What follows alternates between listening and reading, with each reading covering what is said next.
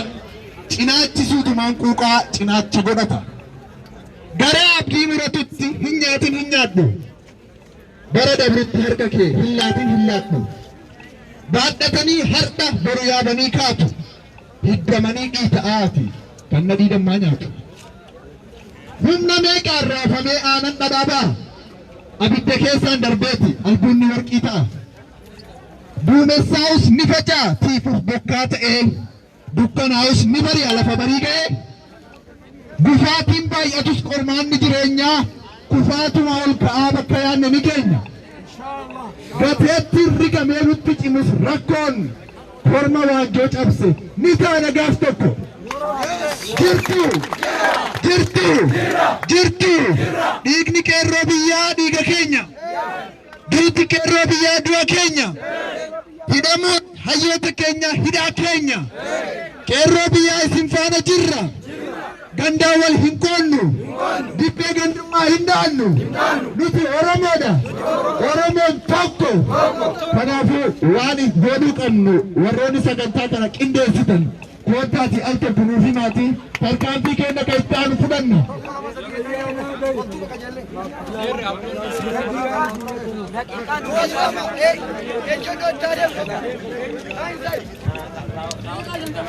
Ayega hanqama oomsu jirra. Obsineetis dadhabnee jirra jechuudha amma filannoon nuti qabnu tarkaanfii keenya fudhachuu qofa. Laala nuti Firaankfurtitti gaafa qopheessine jechuudha hanqan takka hin turre nuti. Yoo jibbansa keenya qabaatan firraa haanu aariyanii nuti tarkaanfii keenya fudhanne jechuudha.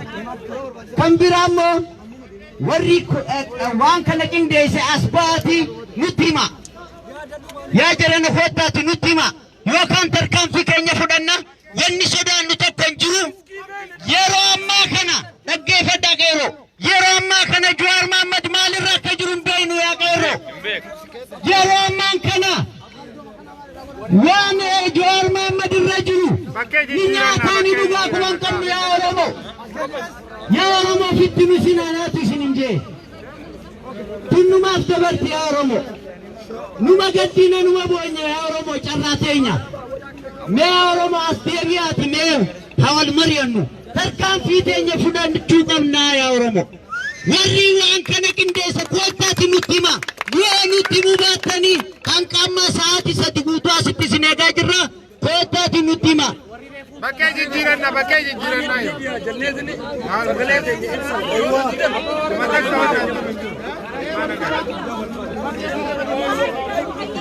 asitti omata kan jiru achitti baay'isa gara karaati. Hayyee abdoon xiqqishoon eegaa jee jaani numa obsina gaa numa eeyna. Kanaafuu daqiiqaa 30 kanninaaf sanii ala waa takkan kanninuuf waa takkan kanninuuf kan biraa dhaamsaan isinii qabu. Mijiyyoo Oromoo qabsaa turte jijii kiyyaa yeroo ammaa kana keessatti waa'ee isii irratti finiinsaa jiranii. Mijiyyoo tana bira dhaabbadha Oromoo. Mijiyyoon tuni guyyaa lama guutuu. Guyyaa lama guutuu jijii kiyyaa nu achi bu'aa turte. Okay, nama naannoo kana jiru ilaalee qeerroo tokko irraa yaada isiniif fuudha. Ya, orang punya hak atas mungkin fi magala baatu magala budo ya jarman itu berbatu. Nu segala kena lagi sesudah. Yero amma kana jechu. Wanti Oromo biyati kam, ero biyati bikarre biyati kam bojirati kabso kana ittifinin suka ban. Kabso isani hanga galmanga hanitti camnanni kun camnana gudda akka laajitti laalu nun barbaadu akka laafti laalu nun barbaadu. Nus warroonni biyya alaa jiran. Yeroo ammaa kana keessatti ilmoon ishii wajjin jirtu. Amma itti fufne kanatti anaatu isinitti hima. Hanga Jawaar jaarsa jala gooftee isirratti duulaa jiran. Haga mana hidhaati baani. Waa nyaachisanii isiin kana lafaan ta'uu barbaadan Oromoo.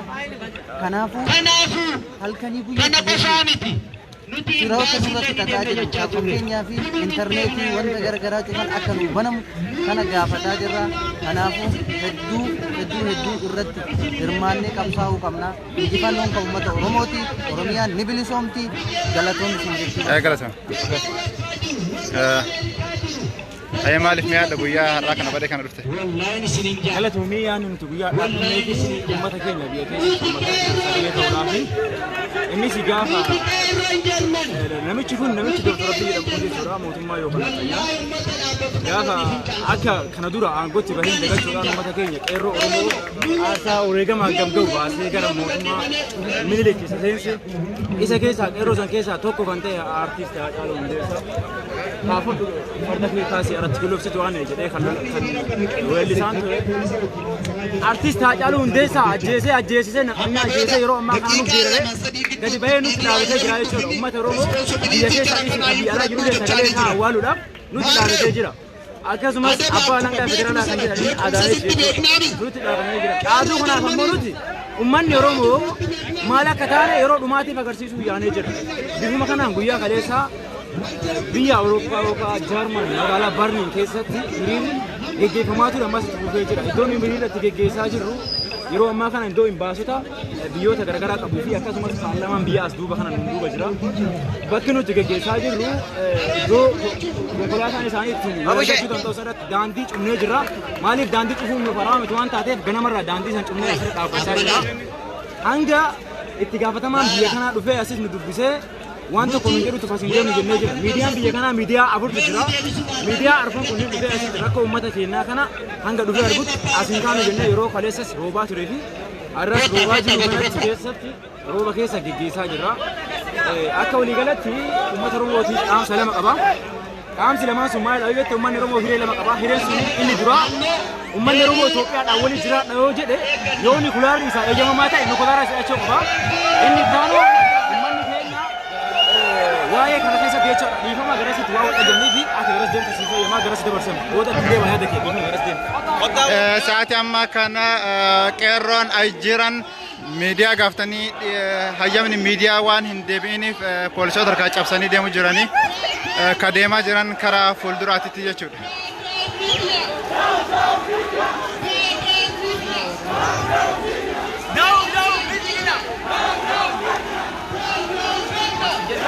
Ada takut kecil ada di sana gafat. Ada aku kecil.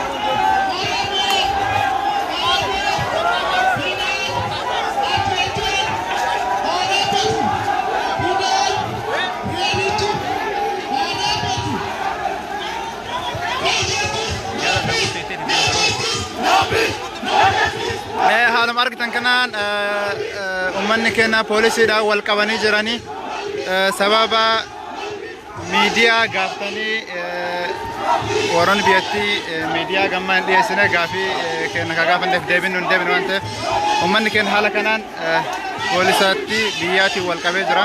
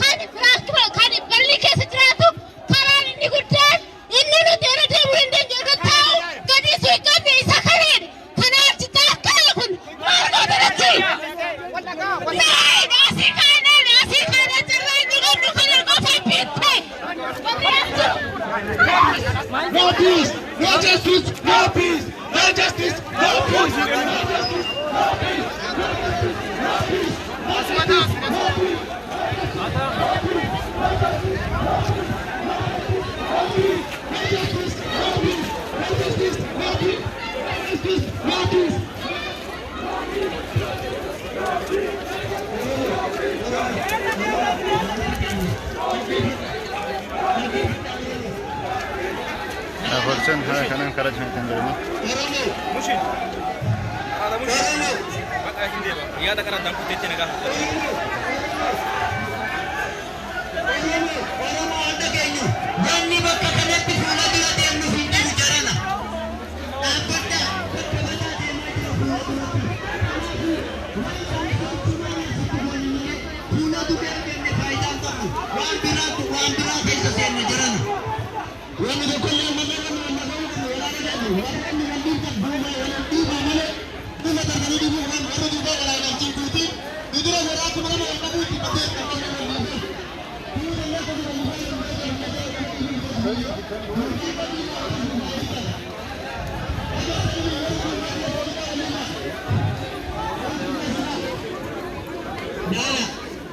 Dan warri duba me udu duba deebi'a.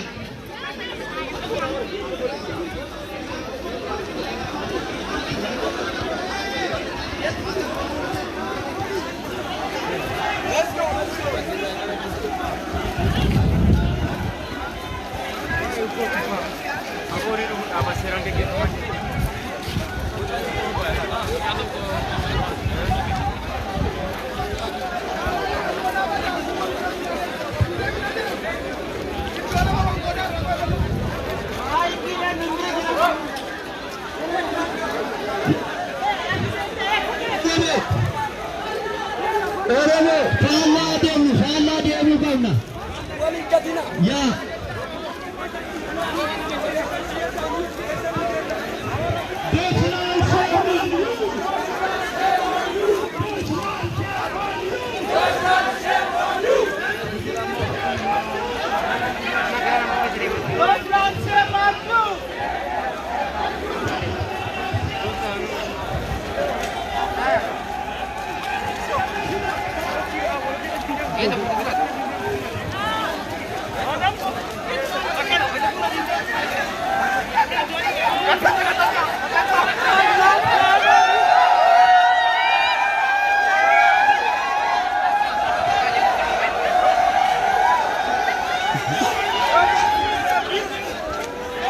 تبتم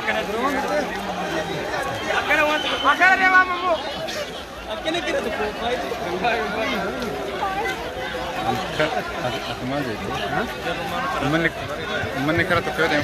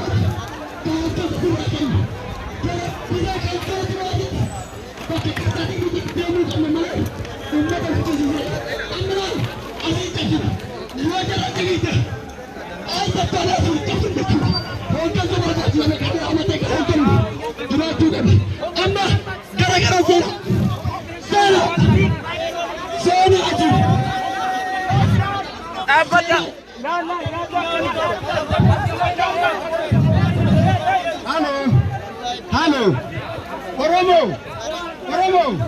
Oromo. We are together. Oromo. We are together. Okay, you have to listen, please.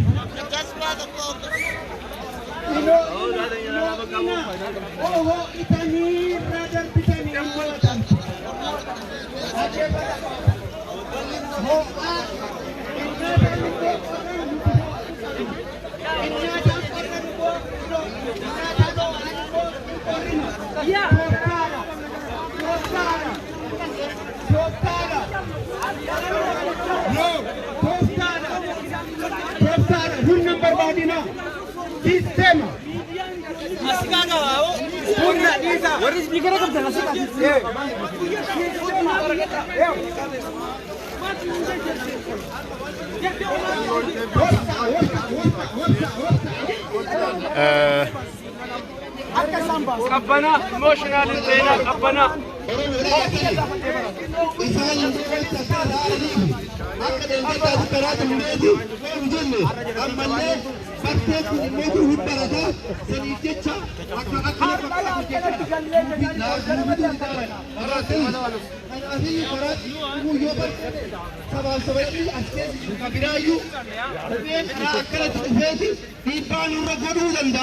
waan jedhamutu isaan keessa jira yoo na fakkaatu jechaadha. Kanaafiyyuu bifa tasgabbii qabu amma karaa guddaa dhaabaaf kibbaan illee tunnee jirra. Dhaabaaf kibba gara hundaan tunneera. Karaa hundaan ba'a. Wal tasgabbeessa gara lalaan biqila. Ila laala aarfanii hojjeta waa balleessitan maqaa keenya laffata Oromoon walii eenyuun walii toli jennee Poolisoon haala kana karaa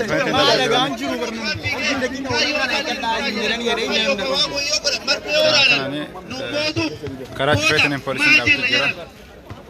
Muboyarra rabbii jedhaatu wallagaa akkoo qaadii abbaa jabal waa hundaayyuu hin beeka walii haadha keenya okolee wal'ageenya sa'aamee qofa waa beektuu laata mee wal ilaalaa wal beektuu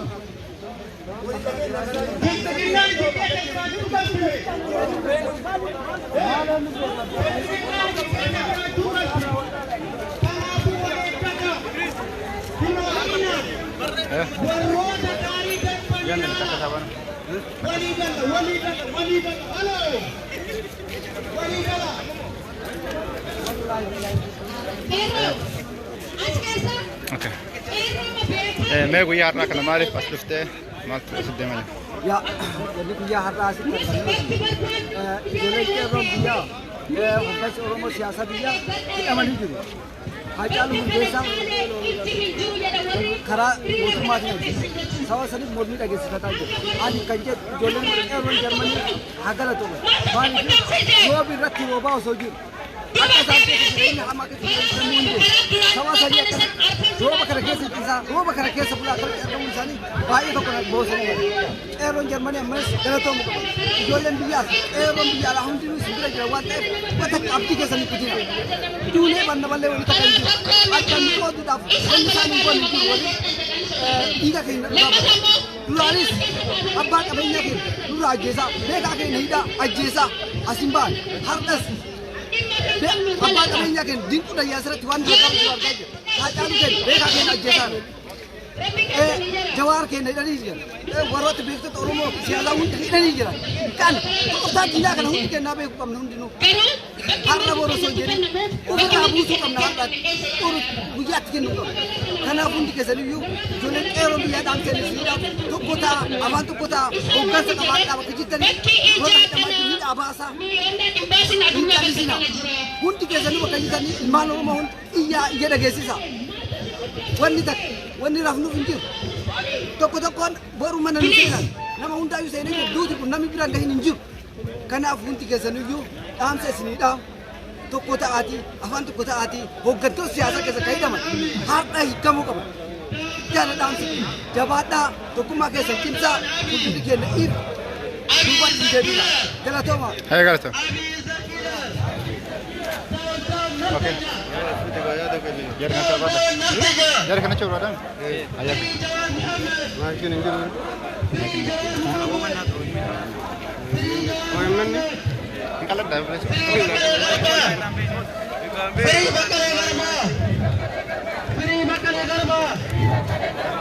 bakale garba. Free Hamza Borana. Free Gilma Butama. Free Gilma Butama. Free Oromia. Justice for Haacaaluu.